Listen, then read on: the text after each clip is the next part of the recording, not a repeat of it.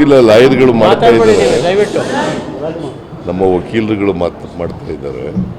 ಈಗಾಗಲೇ ನಾವು ರಾಜ್ಯಪಾಲರ ಆದೇಶವನ್ನು ಪ್ರಶ್ನೆ ಮಾಡಿ ಹೈಕೋರ್ಟ್ನಲ್ಲಿ ಅರ್ಜಿ ಸಲ್ಲಿಸಿದ್ದೀವಿ. ರಿಟ್ ಪಿಟಿಷನ್ ಹಾಕಿ ರಿಟ್ ಪಿಟಿಷನನ್ನು ಕೇಳಿಸ್ತಾ ಇಲ್ವಾ? ರಿಟ್ ಪಿಟಿಷನ್ ಹಾಕಿದ್ದೀವಿ. ರಿಟ್ ಪಿಟಿಷನ್ನಲ್ಲಿ ಕ್ವಾಶ್ಗೆ ಮತ್ತು ಇಂಟ್ರೀಮ್ ರಿಲೀಫು ಕೂಡ ಕೇಳಿದ್ದೀವಿ, ಸ್ಟೇ ಕೊಡಿ ಅಂತ. ಈ ಪಿಟಿಷನ್ ಮೇಲೆ ಆರ್ಗ್ಯುಮೆಂಟ್ ಮಾಡಲಿಕ್ಕೆ ನನ್ನ ಪರವಾಗಿ ಅಭಿಷೇಕ್ ಮನು ಸಿಂಘ್ವಿ ಬರ್ತಾ ಇದ್ದಾರೆ, ಹಿರಿಯ ವಕೀಲರು. ಅವ್ರು ಬರ್ತಾ ಇದ್ದಾರೆ, ಅವ್ರು ಆರ್ಗ್ಯುಮೆಂಟ್ ಮಾಡ್ತಾರೆ. ನೋಡೋಣ, ನ್ಯಾಯದಲ್ಲಿ ನಮಗೆ ವಿಶ್ವಾಸ ಇದೆ. ನ್ಯಾಯಾಲಯದಲ್ಲಿ ನಮಗೆ ಪರಿಹಾರ ಸಿಗ್ತದೆ ಅಂತಕ್ಕಂಥ ಸಂಪೂರ್ಣ ವಿಶ್ವಾಸ ಇದೆ. ಯಾಕಂದರೆ ನಾನು ತಪ್ಪೇನೂ ಮಾಡಿಲ್ಲ. ಅದರಿಂದ ಮೈ ಕಾನ್ಸಿಯನ್ಸ್ ಈಸ್ ವೆರಿ ಕ್ಲಿಯರ್.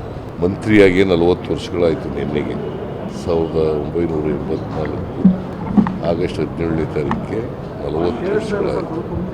40 ವರ್ಷಗಳಲ್ಲಿ ಯಾವುದೇ ಕಪ್ಪು ಚುಕ್ಕಿ ಇಲ್ಲ. ನನ್ನ ರಾಜಕೀಯ ಜೀವನ ತೆರೆದ ಪುಸ್ತಕ ಇದ್ದಾಗಿದೆ. ಅದು ನಿಮಗೂ ಗೊತ್ತಿದೆ, ಇಡೀ ರಾಜ್ಯದ ಜನತೆಗೆ ಗೊತ್ತಿದೆ. ಜನರ ಆಶೀರ್ವಾದದಿಂದ ಇಲ್ಲಿಯವರೆಗೆ ರಾಜಕೀಯ ಮಾಡ್ಕೊಂಡು ಬಂದಿದ್ದೀನಿ, ಜನರ ಸೇವೆಯನ್ನು ಮಾಡ್ಕೊಂಡು ಬಂದಿದ್ದೀನಿ.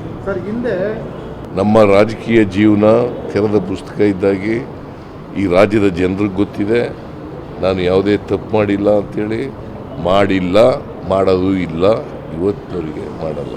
ರಾಜಭವನವನ್ನು ಉಪಯೋಗಿಸ್ಕೊಂಡು BJPಯವರು, JDSನವರು, ಕೇಂದ್ರ ಸರ್ಕಾರದವರು ಷಡ್ಯಂತ್ರ ಮಾಡ್ತಾ ಇದ್ದಾರೆ. ನಮಗೆ ಮಸಿ ಬಳಿಬೇಕು ಅಂತೇಳಿ ರಾಜಕೀಯ ದುರುದ್ದೇಶದಿಂದ ಇದು ಮಾಡ್ತಾ ಇರ್ತಕ್ಕಂಥ ರಾಜಕೀಯ ದುರುದ್ದೇಶದಿಂದ ಮಾಡ್ತಾ ಇದ್ದಾರೆ.